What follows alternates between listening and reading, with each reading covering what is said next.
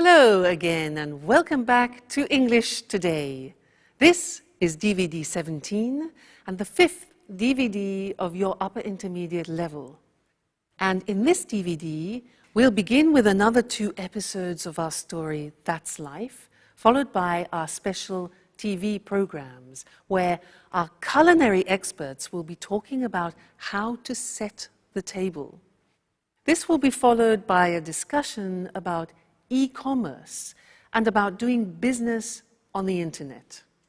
Then, in the grammar section, we'll study how to position adjectives in the English sentence and also look at some of the main differences between American and British English, all right?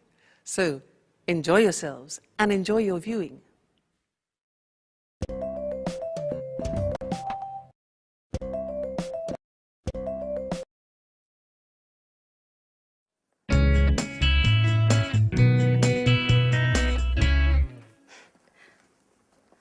I knew it. It couldn't have been different. Watch out! Oh, God. Did you hurt yourself? Oh, no. You should watch where you're going. Oh, no. Oh, no. I'm just walking into things. You know, I'm a bit absent-minded. When I was a kid, I was always falling over. I was always covered in bruises. But, oh, excuse me now. The first full moon of the summer. Just wonderful. Hey, what's the full moon got to do with anything? No, nothing. Come on, please. Tell me what you're reading. It's just a beautiful love story full of passion. It's a love story between a young lady of the nobility and a farmer. The girl's father wants her to marry a lord and is against the relationship. So he arranges to have the young farmer kidnapped and locked away in a secret room to die of hunger and thirst. What a sad story. Isn't it rather depressing? Well, oh, wait a minute. I haven't finished. The kidnapping happened on the first full moon of the summer. Just a moment before, the 2 lovers had arranged to meet. Legend says that every year on that night, the young girls return to look for her lover. Do you see? What should I see? It's a legend. Don't tell me I should believe in such a stupid thing. Well, on the contrary, I think you should. This is the interesting part. This love story took place here, in this house. And tonight, there's the first full moon of the summer. Oh, this is so exciting.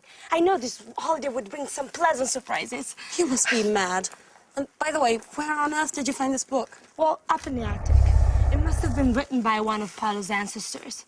If I'd known that room contained some treasures like this book, I'd lock myself in there for the whole holiday. You shouldn't go nosing around everywhere, Michelle. Well, then you should leave me alone, then. I'm going to get the others together now, and we'll devise a plan for tonight so we can look for the young girl's ghost.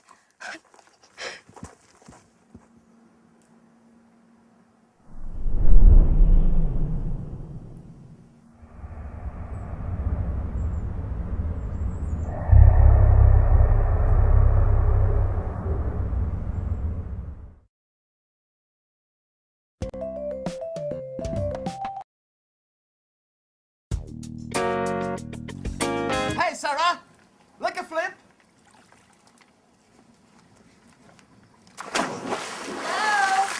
Hello. I'm glad you're here. We've been here since noon. You've made an incredible discovery. What's this about? Well, according to Michelle, this house is home to the spirit of a young girl. And this young girl is going to appear to us tonight as a ghost. Don't make fun, okay? It's true. I read it in a book I found at home. And I can feel it, too. There's a strange atmosphere, almost surreal. I think the only strange thing here is you.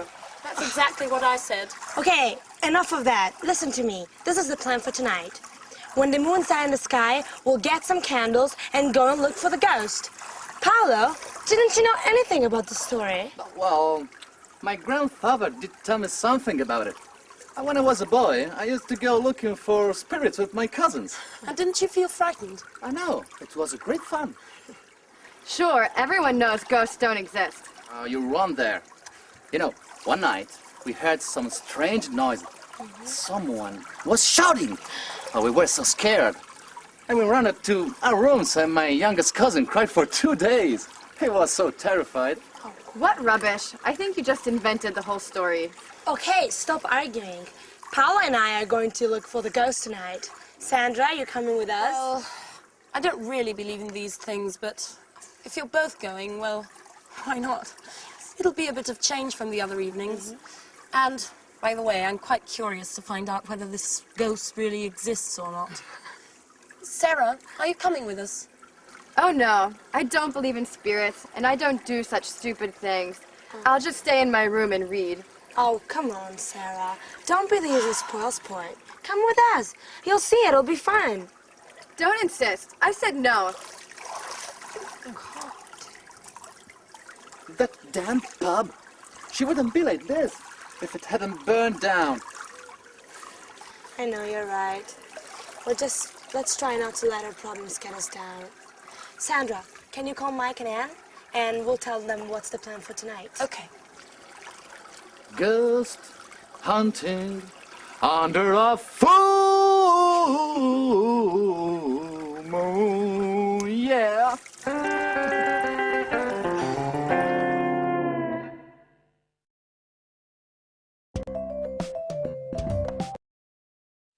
Hi everyone, and welcome back for another lesson. Now, as you've been watching our story, That's Life, you've probably noticed that there are different Englishes, different accents, like British English, American English, Australian English. Yeah, now you can often notice that from the accent. But we don't only notice the difference from the accent. There are also differences in vocabulary. And this is something that I want to look at with you now, especially between British English and American English. So we'll look at the screen and you can see the words written.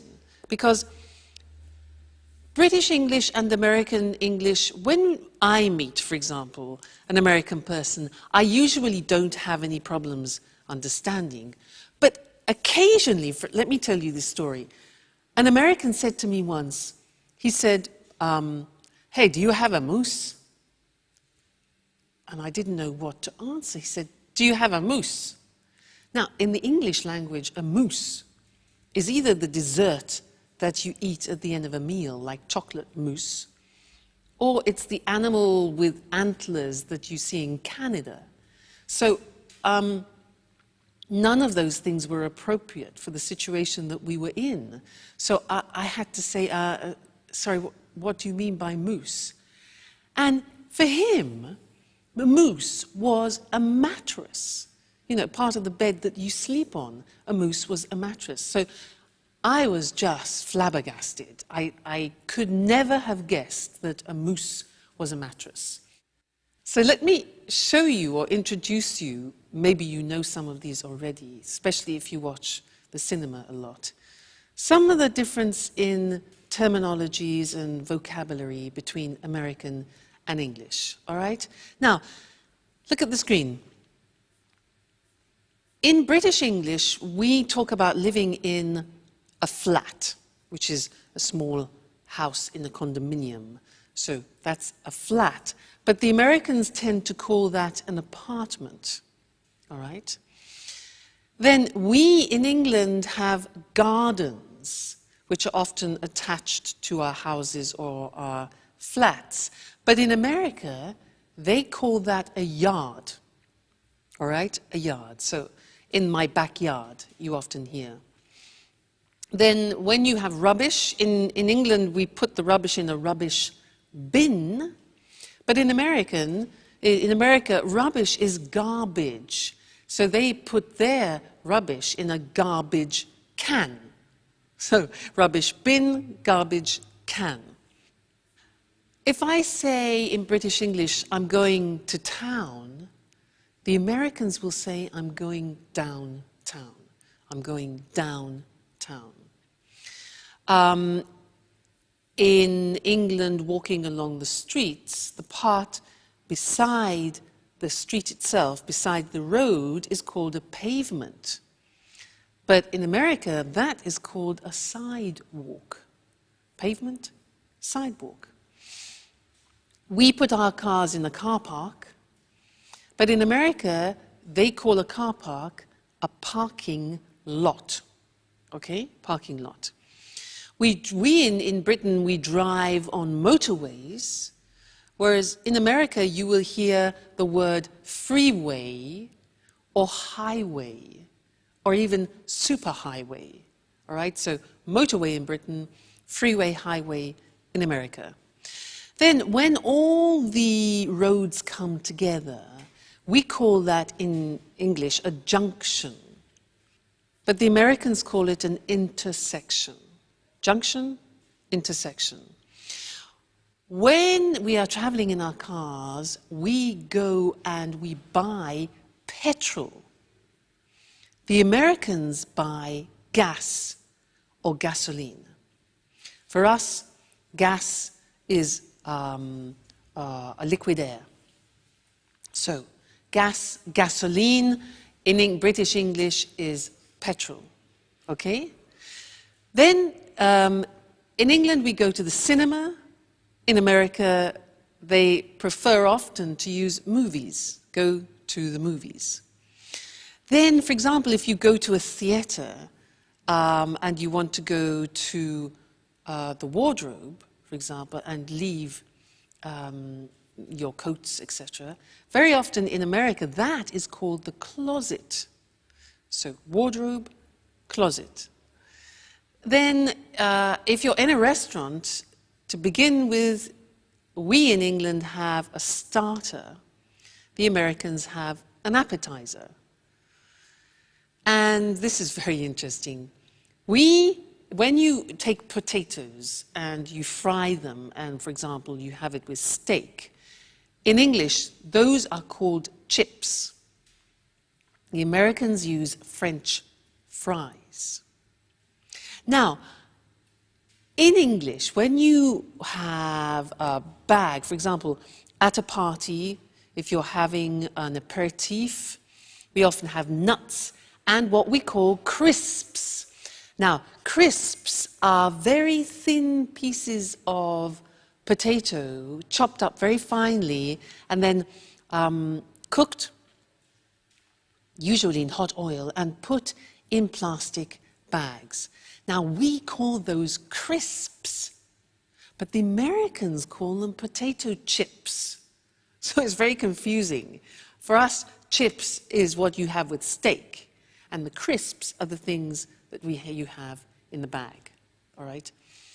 And one more thing, in Britain we talk about summer, winter, spring and autumn, but often in American English, you will hear autumn referred to as fall. So those are just a few examples of the difference between British English and American English.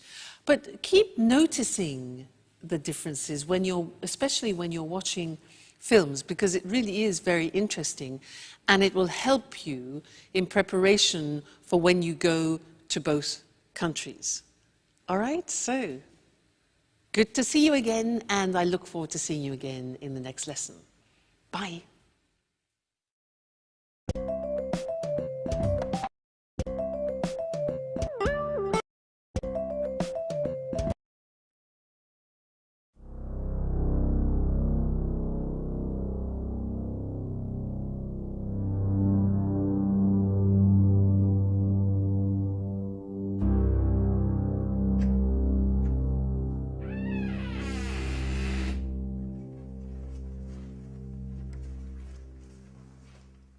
So, this is the abandonment? Yeah? Oh, I should never have got involved in this charade. I still can't believe you persuaded me to come along. Oh, come on, Anne. You'll have fun. You won't regret. Can anyone tell me exactly what it is we're looking for? Mike, do you ever listen when people talk to you? We're looking for the ghost of a young girl. Legend says that when the full moons are in the sky, she returns here to look for a young lover. She walks up and down the secret spot where she used to meet him. And where is the secret spot? Well, we don't know, but Paolo told me that last year he'd heard strange sounds coming from this house. Huh, we can start from here. Where here? How can we possibly if we can't see anything in the dark? Don't worry. I know this place very well. Okay, silent. Otherwise, we're not gonna hear anything.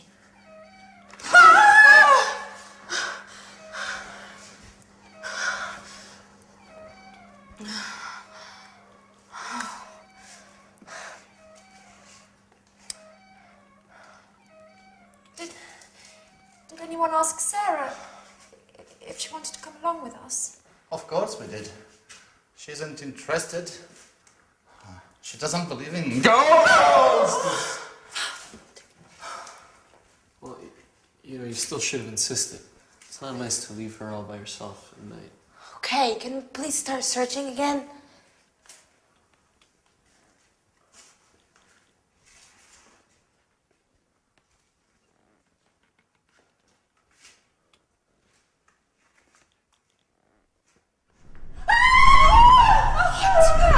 What?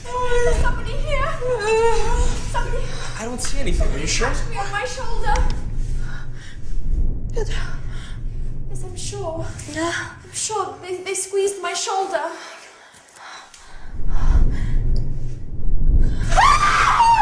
It's me! What an idiot, Paolo! Oh. Okay. Now that we've solved that mystery, silence everyone, and let's continue. Well, to be honest, this place is kinda Creepy. creepy, yeah?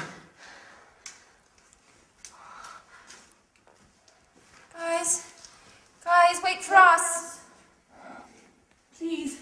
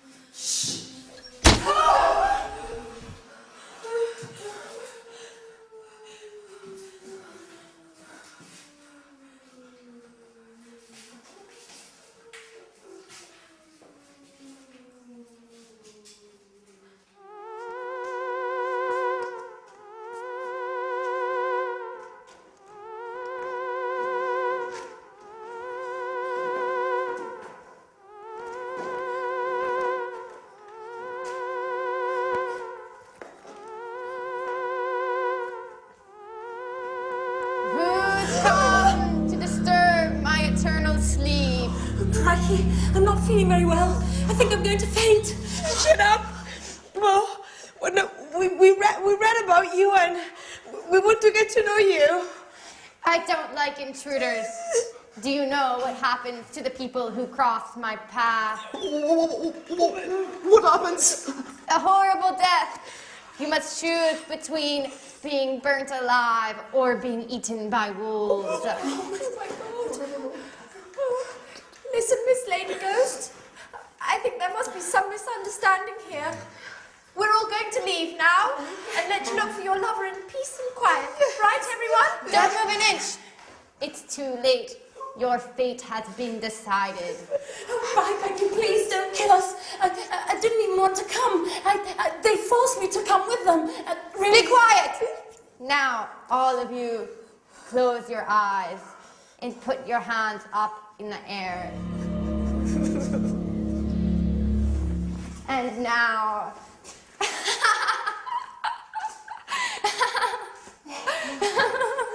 Sarah! So you were the ghost. Yes, I was in my room reading when I thought of dressing up and scaring all of you.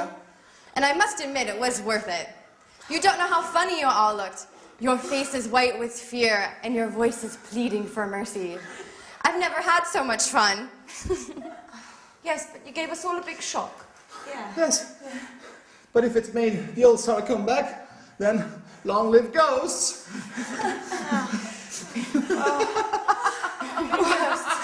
Yes. Oh my God.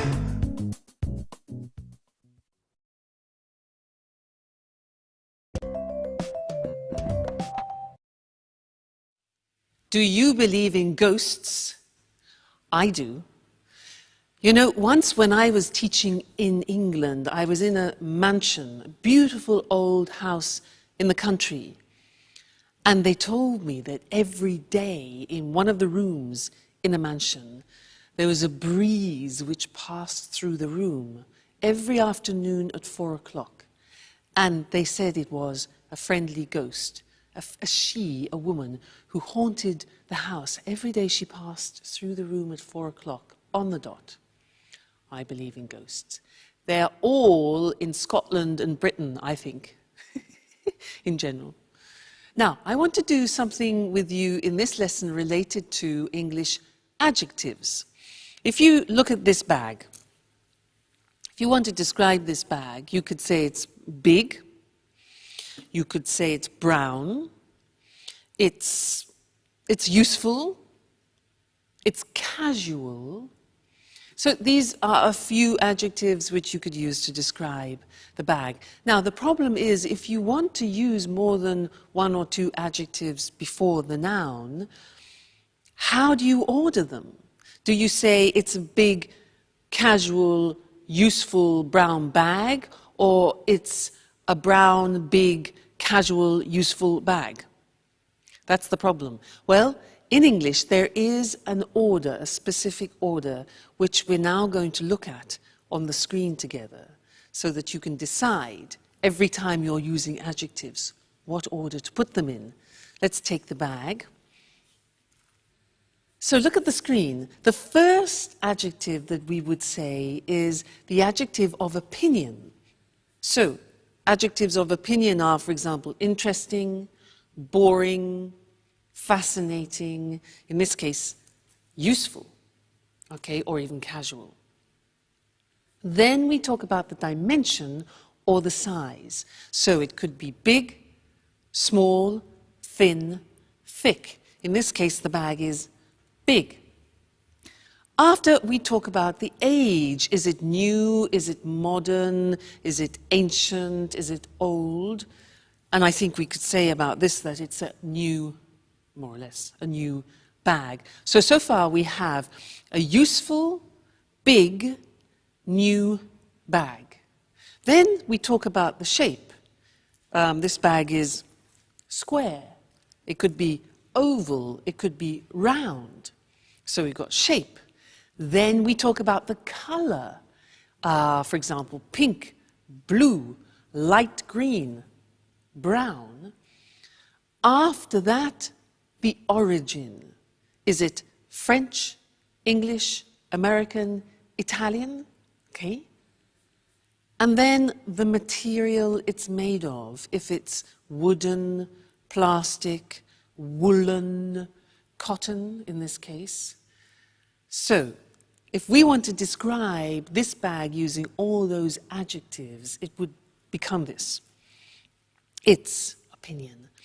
A casual, big, new, follow the screen, new, square, brown, Italian cotton bag.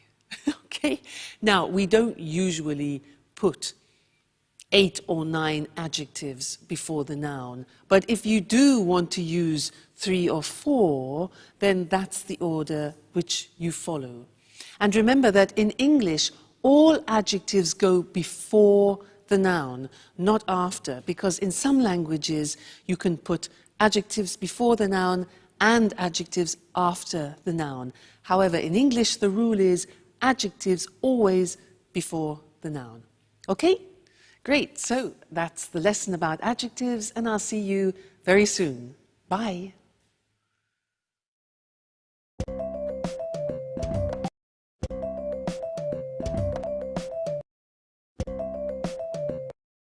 Welcome to Cooking Today. Hi, Lisa. Good to see you. Good to see you again, Nancy. Lisa, tell us what you're going to talk about this time. I've chosen a letter in particular. I've received so many. Here we are. It comes from Lynn. Dear Lisa, you're the person I most admire in my life. Please help me. My husband has decided to invite his boss and wife for dinner. And I've no idea how to arrange a formal table setting. Husbands can be so insensitive. Well, dear Lynn, you don't need bone china, silverware or crystal to set an attractive table. Where does one begin? I'd start with the table covering. The ideal tablecloth for a formal dinner is a damask one, or a cloth with delicate embroidery. Can it be placed over a bare table? You'd better place a protective padded cloth underneath. What do you think about placemats? They're acceptable for every occasion except formal dinners. And table runners, aren't they pretty? They are, and very trendy nowadays since they come in a wide range of colours. Now, tell us about napkins. They're usually sold as a coordinated set with tablecloths. She's not supposed to use paper napkins, I suppose. Oh, it's considered a bit crass. You can use paper napkins for picnics. Is a napkin ring necessary? Why not? In the past, each family member would have one, either of wood or engraved silver. Today, they're available in many materials and styles. Now, what about dinnerware? I think that a set of one-colour dishes would be very smart. Round plain plates, a side plate, and serving dishes are perfect. What about glassware? The best for formal dinners is a long-stemmed goblet of medium height. Lynn will need a wine glass, a water glass, and a flute for champagne. And cutlery. How do you arrange forks and knives? Forks are placed to the left of the plate. Spoons and knives to the right, with the blade facing the plate. At the top of the plate, you place dessert forks and spoons. Of course, carving forks and knives are necessary when serving roasts. I see. How do you feel about centerpieces? Well, a basket filled with fresh flowers would smarten the plainest of tables. You can also use candles. It's a real work of art. Yes, and a pretty setting makes food taste better. Thank you, Lisa, for this informative chat. It was a pleasure.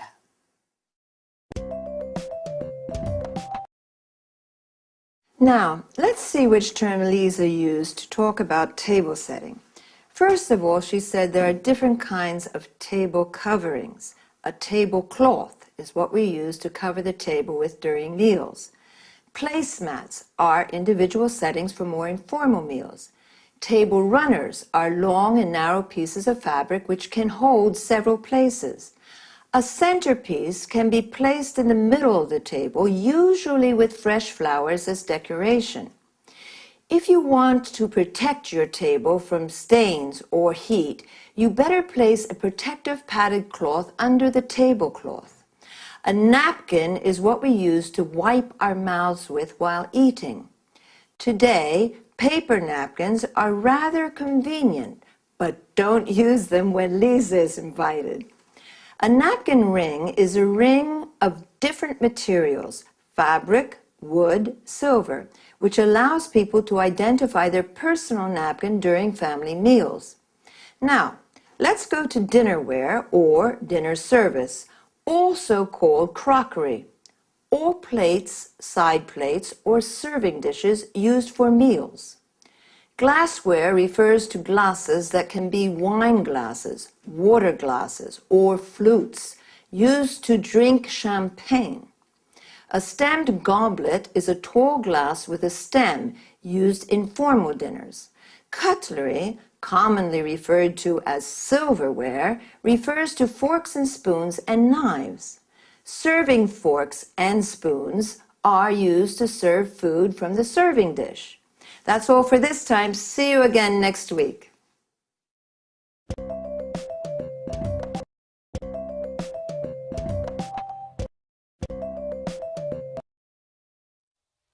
It's the new frontier of retailing. It's revolutionized the way we do business, and it brings in customers from all over the world. Of course, I'm talking about e-commerce. I'm Eric Brown, and this is Let's Talk, the discussion program with our commentators, Tom and Marie. Good evening, everyone. Good evening. Well, what are your thoughts on e-commerce? Do you buy things online? Of course I do. I always book low-cost flights, and I also buy DVDs and books on the internet. As most people do, I shop online not only for the convenience, but also to pay the lowest price possible on any given item. I used to visit different websites to shop around for the lowest price, but now that automatic comparison shopping is possible, my browser automatically shows me the prices for the same DVD at different online stores on the web. I can easily compare prices and choose which one to buy. Marie, did you know that you're a typical online shopper? In fact, 52% of online shoppers buy books, 41% buy leisure and travel items, including holidays and flights, and 40% buy DVDs and CDs. Well, Eric, online shopping is very popular today. In the UK, for example, 48% of people regularly shop on the internet. Did you know that economists put the value of online shopping in the UK at £2.26 billion and that the e-retail market is growing by 32% a year? Actually, that doesn't surprise me. E-commerce is having a huge impact on the way we do business. It's increasing markets, improving efficiency and effectiveness, and is transforming business processes. Tom, why are you so quiet? What do you think about e-commerce? Well, to tell you the truth, I'm very skeptical about e-commerce for many reasons. Why exactly are you skeptical? Well, let's start with the issue of security. Credit card details can be stolen, and it's possible to order goods from bogus companies, ones that don't really exist. There are also lots of scams to trick people into handing over their login details for online banking, and then their accounts are emptied. So, according to you, buying things online is risky. Yes. Also, you can't be sure you'll get the goods you ordered, and if there's something wrong with them, who pays for the goods to be returned? You do. Tom, I agree with you, but up to a certain point. There are some problems with e-commerce, but these problems aren't stopping people from spending more and more online. At the same time, e-commerce has many advantages for business people. Could you explain some of these advantages, Marie? Well, it's cheaper for a retailer to set up a website than it is to rent a shop, fit it out, and pay someone to work there. Besides, a website has global reach, so customers can come from all over the world. Okay, an interesting discussion. But I'm afraid, yet again, we've run out of time. Once again, I'd like to thank our commentators. Thank you. Thank you. And goodbye to everyone. And see you again next week for another edition of Let's Talk.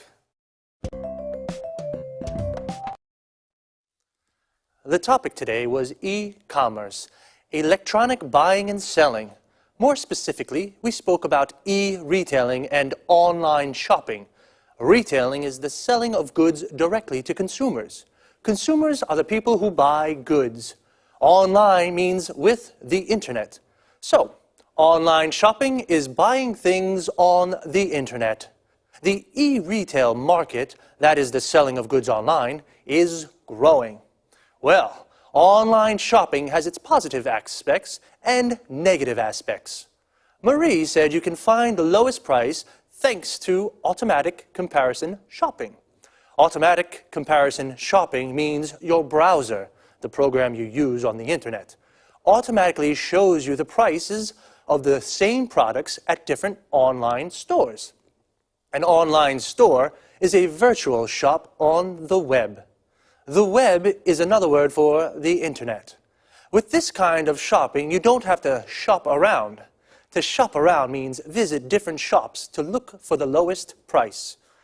It's cheaper for retailers, people who sell goods to consumers, to set up a website than to fit out a shop. To set up a website means to develop a website. Notice how we say to fit out a shop. This means to make a shop ready for use. For example, add shelves, lights, mirrors. Tom, on the other hand, is skeptical about e-commerce. This means he has doubts. He says online shopping is a risk. There are lots of bogus companies. These are companies that don't really exist. And lots of scams. A scam is a trick to steal money from people. Again, we have run out of time. To run out of something means you have finished it. So, goodbye and see you again soon.